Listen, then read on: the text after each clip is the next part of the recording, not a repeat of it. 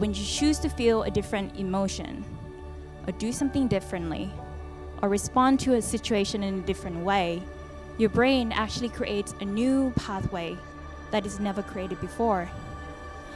And I think we all know that changing habits is hard because that's more tangible, right?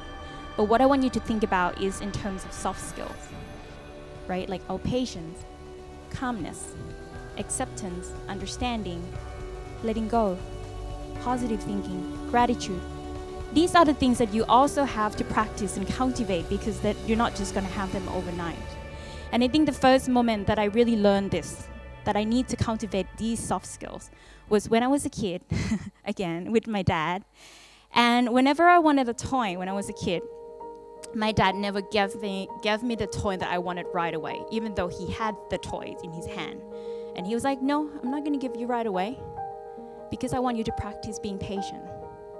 I want you to practice delayed gratification, because when you grow up and become an adult, you realize how important it is to be able to be patient. And you are not going to grow patience overnight. And I'm going to help you cultivate this from now on.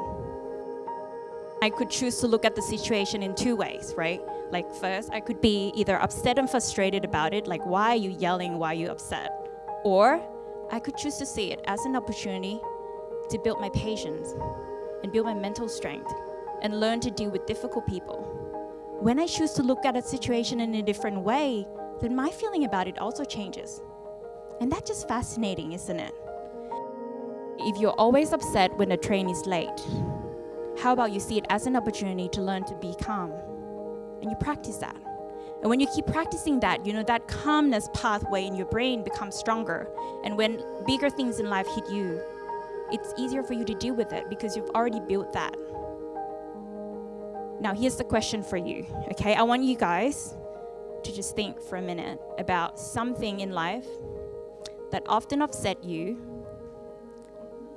and how can you look at the situation in a different way and learn to cultivate some soft skills that are good for you for the rest of your life.